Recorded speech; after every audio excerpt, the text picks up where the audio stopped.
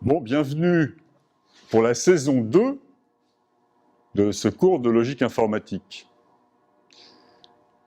Alors j'ai mis le chapeau là pour que vous m'identifiez bien, donc c'est un signe de reconnaissance qui fait le lien avec la première partie, mais j'en ai pas besoin pour l'instant, donc je le pose sur la table.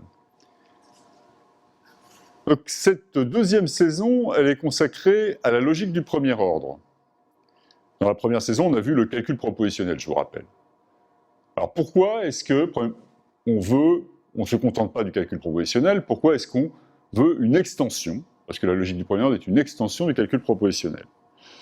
Donc je vais essayer dans cette première séance de donner quelques motivations. Première motivation, si vous vous souvenez, on avait joué avec ces petits dominos pour présenter le problème de pavage. Alors quel est le problème de pavage? Je vous le rappelle, on a un ensemble fini de tuiles. Par exemple, ici, c'est cette tuile-là. On dispose, en revanche, d'autant d'exemplaires de chacune des tuiles. Autant d'exemplaires qu'on veut.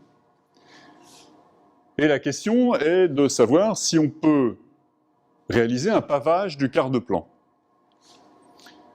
Ce pavage, ça consiste à mettre sur chaque case du plan une des tuiles, et de manière à ce que les couleurs soient compatibles à la fois horizontalement, par exemple, à gauche, ou plutôt à droite de la tuile qui est là, la tuile T1, je ne peux mettre que cette tuile-là, parce que la couleur qui est dans le triangle de droite ici, qui est blanc, doit être identique à la couleur qui est dans le triangle de gauche de la tuile qui est à droite.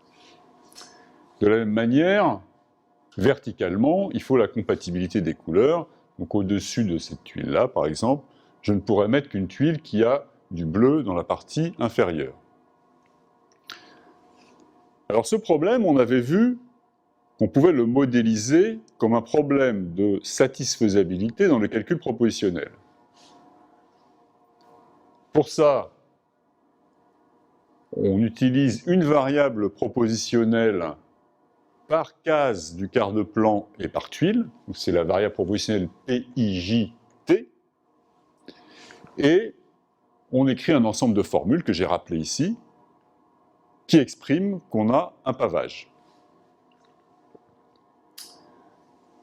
La première formule, elle dit que, alors pour tous les IJ, je dois avoir au plus une tuile à la position IJ, pas au plus, je dois au moins une tuile à la position IJ, donc j'ai ou bien PIJT1 ou bien PIJT7. Ici, j'exprime que j'ai au plus une tuile à la position IJ, donc je ne peux pas avoir deux fois, je ne peux pas avoir PIJT1 et PIJT2. Ce que j'ai mis ici, j'ai normalisé pour le mettre sous forme clausale, comme on l'a vu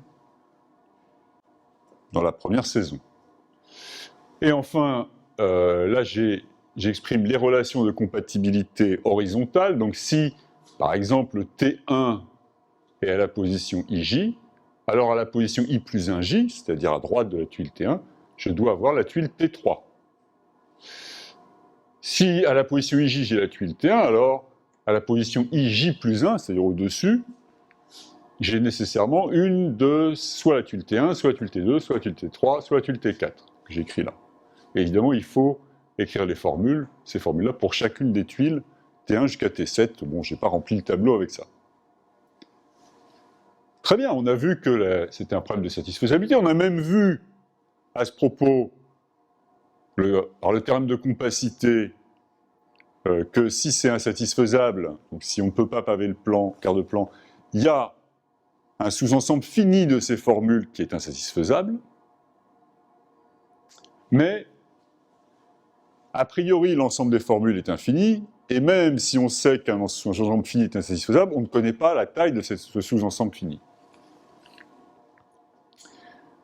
Donc là, nous on s'intéresse à la logique informatique, donc on voudrait, par exemple, essayer d'automatiser ce raisonnement, de donner une spécification correspondant à cette tuile, un programme qui va nous dire oui, c'est pavable, non, c'est pas pavable. Ou peut-être qu'il ne terminera pas. Mais je suis embêté parce que là, j'ai un ensemble infini de formules. Pour tous les IJ entiers, j'ai ces formules-là. Et donc, je n'ai pas de moyen de donner ça à l'ordinateur pour qu'on me réponde oui ou non, c'est pavable. Alors, c'est ce que va faire la logique du premier ordre. Elle va permettre d'exprimer de manière finie cet ensemble infini de formules.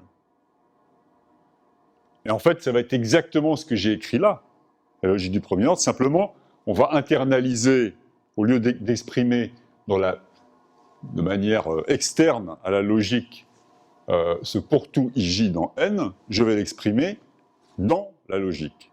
Par exemple, la première formule, je vais pouvoir l'écrire pour tout IJ, et je vais utiliser ce symbole de quantificateur. J'ai P IJ T1 ou P T7 IJ. Donc cette fois-ci, la différence avec le calcul proportionnel, c'est d'une part que j'ai ces quantificateurs, d'autre part, ici j'ai des symboles, on n'appelle plus ça des variables propositionnelles, mais des symboles de prédicat, qui ont des arguments. J'ai mis les indices explicitement comme des arguments d'un symbole de prédicat. Donc là, c'était la motivation pour le problème de pavage. Mais peut-être vous allez trouver que le problème de pavage, c'est un problème exotique. Donc, mais la logique du premier ordre, elle intervient aussi dans la vie de tous les jours.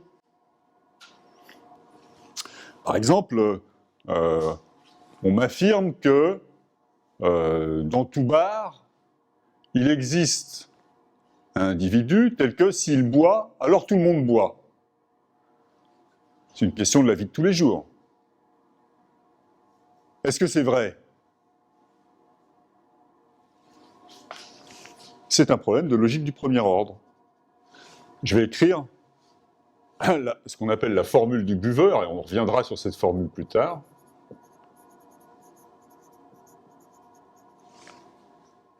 Qui exprime cet énoncé que j'ai donné informellement. Donc elle me dit qu'il y a une personne, X, telle que, si X boit, alors tout le monde boit.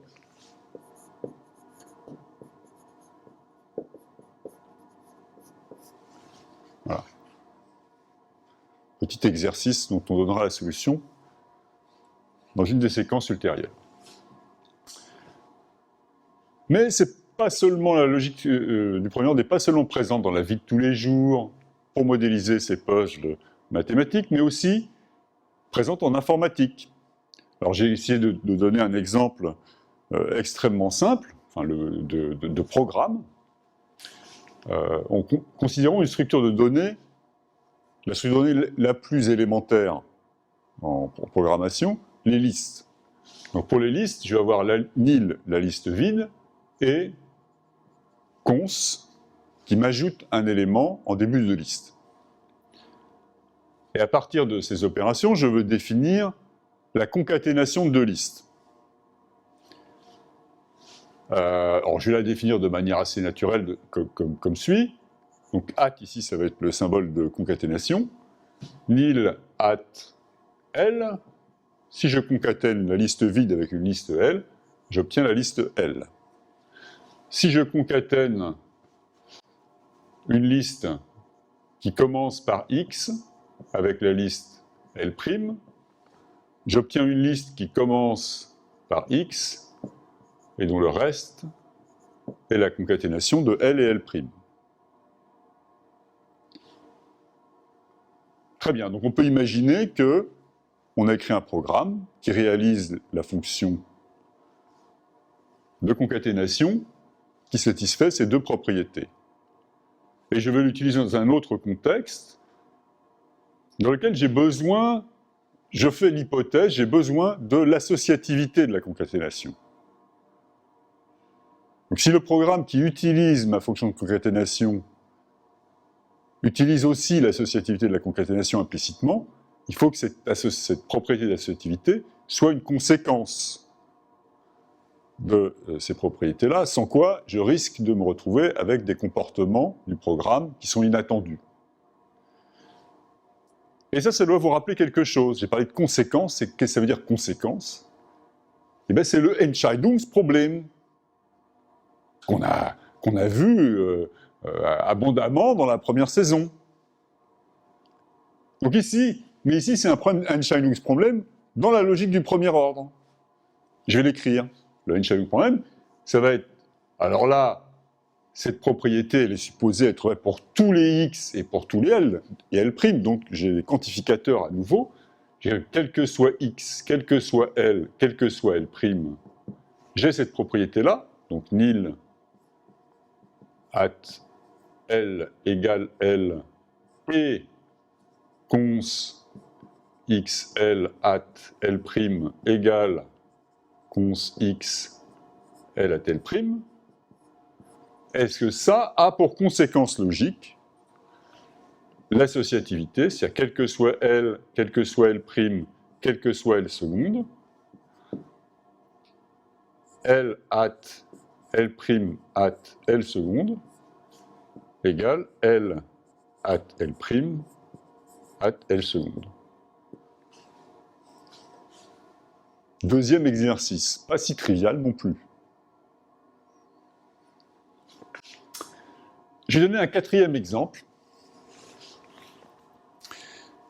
Donc si vous vous rappelez aussi la première saison, j'avais la logique du premier ordre, enfin la logique de manière générale, a connu un essor sous la forme de la logique mathématique à la fin du XIXe siècle, et l'objectif étant de formaliser les mathématiques. Et cette formalisation des mathématiques, en fait,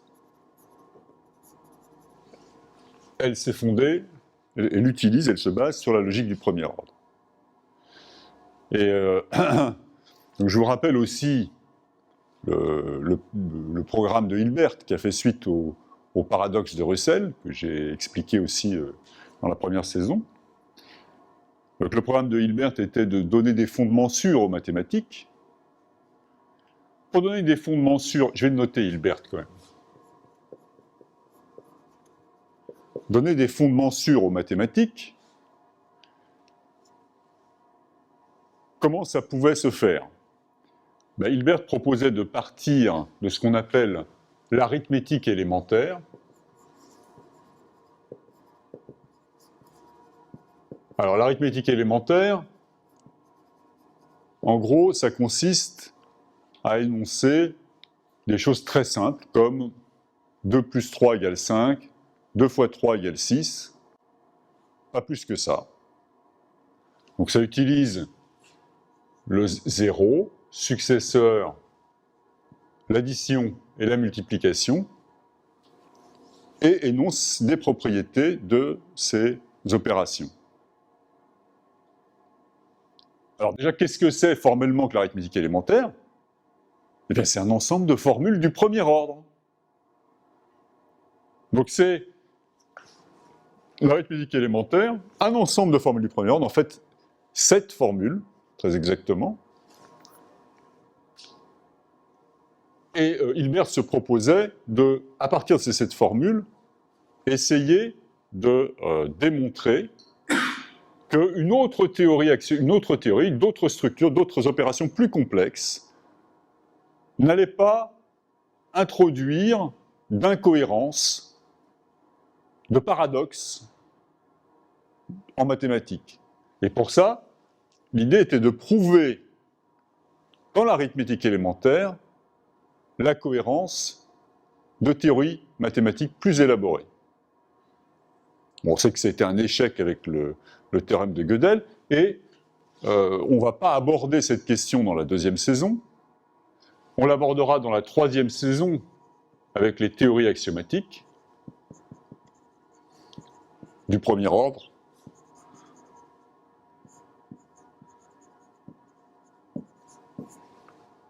Mais déjà, dans ce cours, on pourra prendre des exemples comme dans l'arithmétique. Je le donnerai, les axiomes, dans ce cours. Voilà, donc là, j'ai donné 4 motivations. Formaliser, exprimer des ensembles infinis de formules. Formaliser des problèmes de la vie de tous les jours. Écrire des propriétés des programmes. Et formaliser les mathématiques, donner des fondements sûrs aux mathématiques. Voilà, donc on s'arrête là pour aujourd'hui. Et la prochaine fois, je donnerai la syntaxe et la sémantique de la logique du premier ordre qui nous permettront de faire tout ça.